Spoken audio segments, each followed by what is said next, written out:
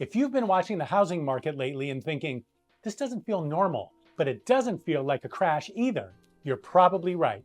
Buyers feel cautious, sellers feel uncertain, homes are taking longer to sell, yet prices haven't fallen the way many expected.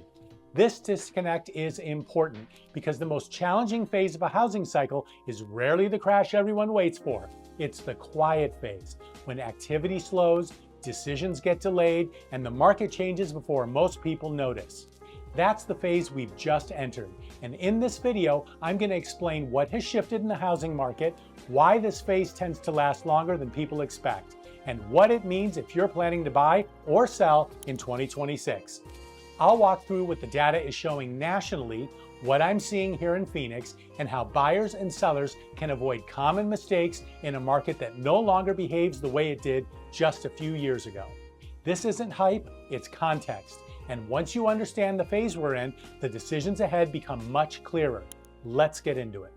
For years now, everyone has been waiting for the same thing: a crash, a collapse, a reset back to normal.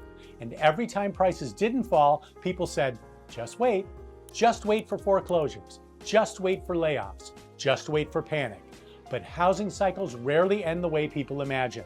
They don't usually end with explosions, they end with exhaustion. And that's the phase we've entered. Not a boom, not a crash, a stalemate. Let's talk about what most people are missing. Housing markets don't break because prices fall. They break because liquidity disappears, and liquidity has already vanished. National home sales, adjusted for population, are near multi-decade lows. Mortgage purchase applications remain far below their 2021 peak. Refinancing, it's effectively gone. Move-up buyers, the engine of the housing market, are locked in place. That's not stabilization. That's a market losing circulation. And here's why this matters. Most people compare today's market to 2008, but structurally, this cycle is very different. In 2008, people had to sell. Today, most homeowners don't. Back then, lending was loose. Today, lending is tight. Back then, inventory flooded the market. Today, inventory is constrained by low-rate homeowners staying put. That changes how stress shows up. Instead of prices collapsing quickly, pressure builds slowly, in volume, in mobility, and in decision paralysis. That's why waiting for a dramatic crash may be the wrong framework for this cycle. Every housing cycle moves through predictable phases. First comes expansion, easy money, rising prices, speculation. Then comes rate shock, affordability breaks, demand drops suddenly. That was 2022. Then comes denial. Sellers anchor to peak prices, buyers step back and wait, builders keep building. That was most of 2023. Then comes correction. Incentives increase, prices soften in certain pockets, transactions resume selectively. Parts of Phoenix experienced that phase in late 2023 and early 2024. But now we've entered something more dangerous, a stalemate phase. A stalemate happens when buyers and sellers fundamentally disagree on value. Sellers are anchored to yesterday's prices. Buyers are anchored to today's payments. Neither side is wrong, but neither side is willing to move. So listings sit, showing slow, price reductions are cosmetic, and volume stays suppressed. This is the phase where markets don't correct quickly. They grind along sideways. Crashes reset fast. Stalemates drain slowly. And slow drains are often more damaging because people don't recognize the risk until years later. This phase isn't just economic, it's psychological. Buyers are anchored to rates they missed. Sellers are anchored to prices they almost got. Both sides believe the other has to blink first, so nothing happens. Buyers wait for prices to fall, sellers wait for buyers to return, and the market stays frozen in between. The danger of this phase is that time keeps moving even when people don't.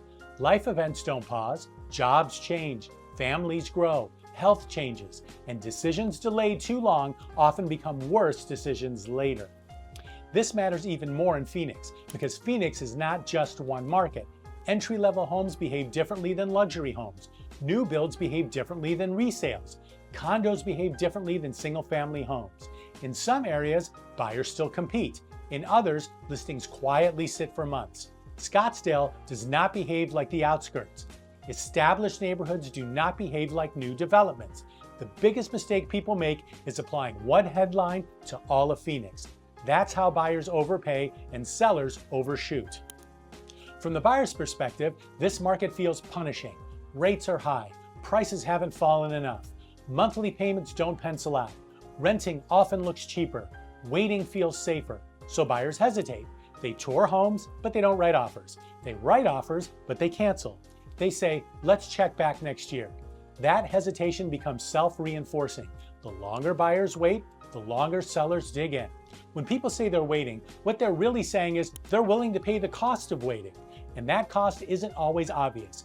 It can be higher rent, lost equity, missed tax advantages, limited inventory later. Waiting isn't free, it's just delayed. Understanding that cost is part of making a smart decision in this phase.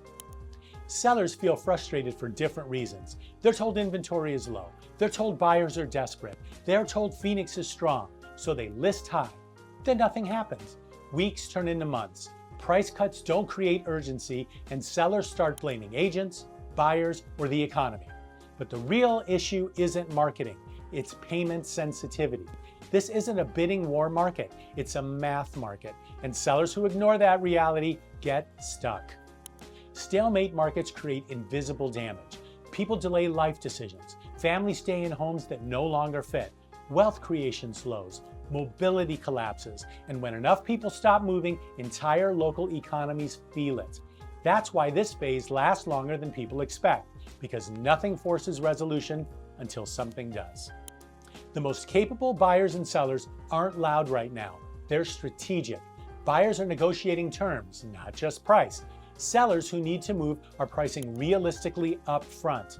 Builders are adjusting quietly through incentives.